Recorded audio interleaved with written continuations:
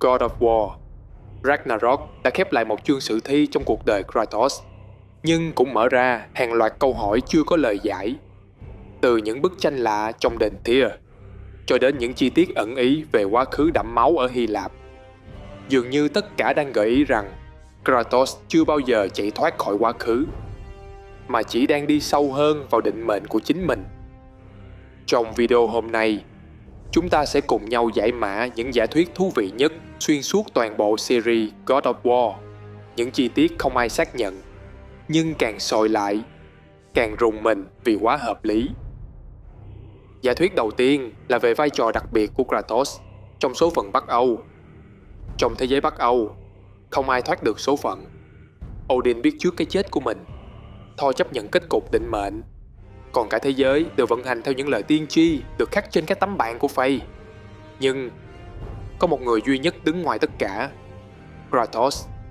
Anh không được nhắc đến trong bất kỳ bản khải huyền nào của người khổng lồ. Không có Kratos trong Ragnarok, cũng chẳng có kẻ ngoại lai nào phá vỡ bánh xe định mệnh cả. Và chính vì vậy, anh là người duy nhất có thể thay đổi nó. Khi Kratos và Atreus tìm thấy bức tường tiên tri cuối cùng trong God of War, Ragnarok, người khổng lồ đã vẽ ra toàn bộ vận mệnh của các nhân vật, trừ Kratos. Mimir đã từng gọi Kratos là kẻ vượt ngoài hiểu biết của các cõi. Chính Odin cũng tỏ ra bất an với sự xuất hiện của Kratos, như thể đang đối mặt với một ẩn số không thể đoán trước. Thậm chí, ngay cả Nons, ba nữ thần số mệnh trong game, khi gặp Kratos, đã bất ngờ vì âm thanh của anh không giống bất kỳ ai từng đến nơi này. Họ không thể đọc được Kratos như những kẻ khác. Điều này củng cố một giả thuyết rất mạnh. Kratos là một dị thể trong vòng tròn số phận của Bắc Âu, một biến số không thể kiểm soát. Trong thần thoại Hy Lạp, Kratos đã giết toàn bộ các vị thần, một điều không tưởng với bất kỳ ai. Anh đã phá vỡ quy luật thiên liêng và thậm chí tự sát để giải thoát sức mạnh, hy vọng ra khỏi thế giới, nhưng vẫn sống sót. Khi đến Bắc Âu, Kratos không phải một người hùng, mà là một tàn tích của một nền thần thoại đã sụp đổ. Nhưng chính điều đó khiến anh trở thành một thực thể khác biệt hoàn toàn, không thuộc về số phận của bất kỳ ai. Kratos không chỉ là nhân vật chính, anh là hiện thân của ý chí tự do, một kẻ đi xuyên qua các thế giới, phá vỡ thần thoại và mang đến kết cục mới mà chưa ai dám viết. Nếu Kratos trong Ragnarok đã từng phá nát thần thoại Hy Lạp, thì chuyện gì sẽ xảy ra nếu anh xuất hiện ở Ai Cập, Nhật Bản hay Ấn Độ? Còn bây giờ, hãy nói về một thứ sức mạnh mà nhiều người đã lãng quên: chiếc hộp Pandora. Chiếc hộp Pandora, biểu tượng của hy vọng và hủy diệt, đã từng là tâm điểm trong cuộc chiến cuối cùng giữa Kratos và Zeus. Dù nó không còn được nhắc đến trong các phần gần đây, nhưng hy vọng là thứ sức mạnh cuối cùng mà Kratos lĩnh ngộ được lại trở thành chủ đề xuyên suốt Ragnarok. Nhiều người vẫn tin rằng Kratos bị nguyền rủa. Anh phải sống mãi trong sự dày vò, trong nỗi đau mất gia đình vợ con, như một hình thức trừng phạt. Nhưng nếu lời nguyện ấy đã bị hóa giải, nếu cái bất tử mà Kratos đang mang bây giờ không còn là một lời nguyền, mà là một sứ mệnh, có lẽ sau tất cả, Kratos đã được chọn để mang hy vọng đến những vùng đất khác, không còn là kẻ hủy diệt các vị thần, mà là người thắp lên tia sáng cuối cùng nơi số phận dường như đã an bài. Bằng chứng rõ ràng nhất là khi anh dạy Atreus: hãy làm điều đúng đắn, ngay cả khi không ai nhìn thấy. Câu nói đó không xuất phát từ chiến thần nóng nảy ngày nào, mà đến từ một con người từng đi qua hận thù và cuối cùng chọn hy vọng. Có thể, chính sức mạnh mà Pandora trao lại không phải vũ khí, không phải phép thuật, mà là niềm tin vào sự thay đổi đã giúp Kratos sống sót. Và hơn hết, trở thành một vị thần không giống bất kỳ ai, vị thần của hy vọng giữa bóng tối của số mệnh.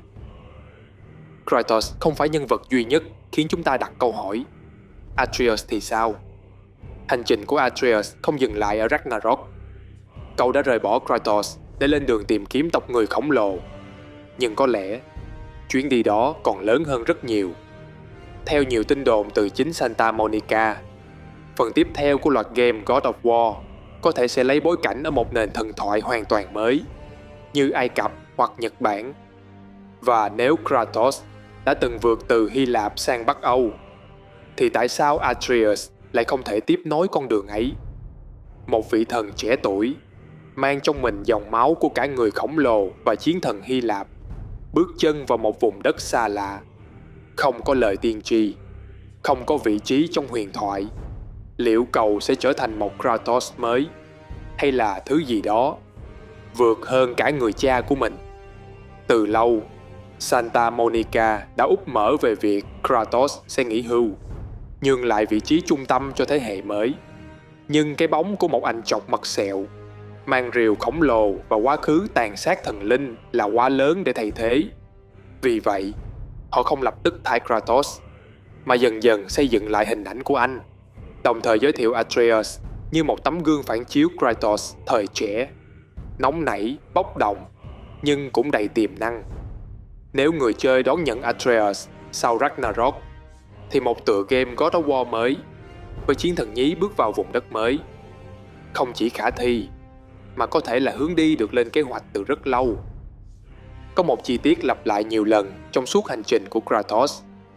Những ảo ảnh từ quá khứ, từ bóng ma của Zeus đến lời thì thầm của Athena, tất cả vẫn đang đeo bám theo anh, dù anh đã rời khỏi Hy Lạp từ rất lâu. Câu hỏi đặt ra là, liệu đó chỉ là tàn dư ký ức, hay là một lời mời gọi từ quá khứ chưa bao giờ chết đi?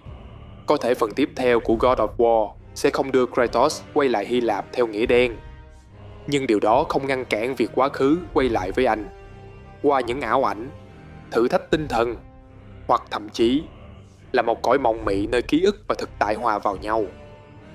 Một trải nghiệm vừa đậm chất hoài niệm, vừa mang cảm giác tươi mới. Đây cũng là một hướng đi khôn ngoan nếu nhà làm game muốn tái sử dụng giá trị IP từng làm nên tên tuổi họ.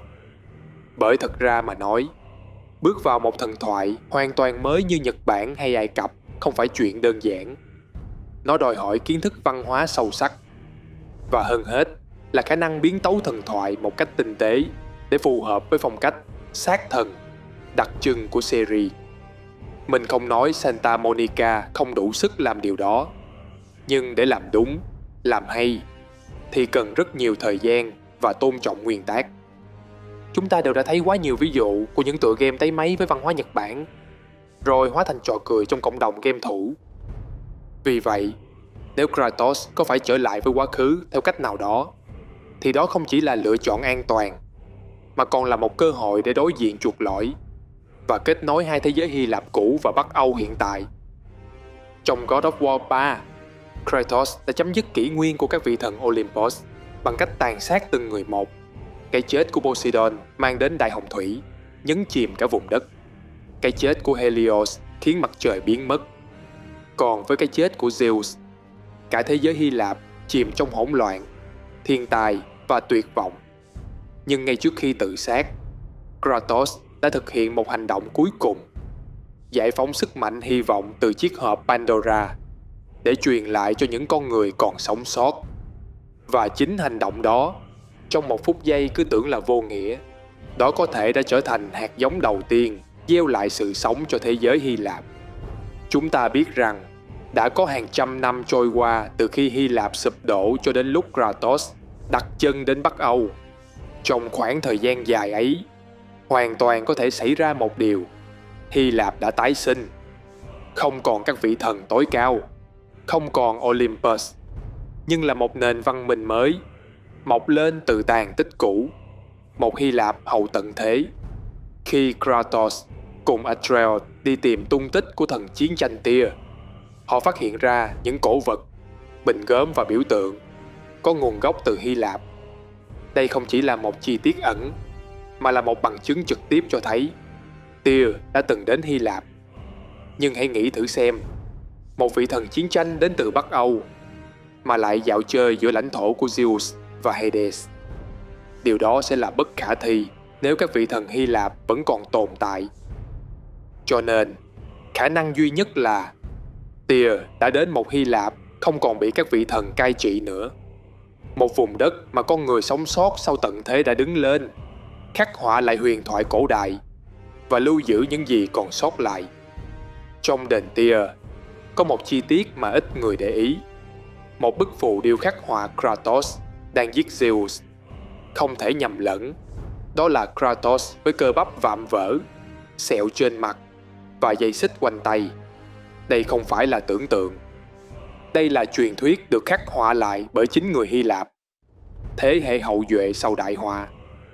Những con người đã sống sót, đã truyền miệng, đã tô vẽ lại và tôn vinh câu chuyện về một người mang dòng máu phàm trần giết chết vị thần tối cao.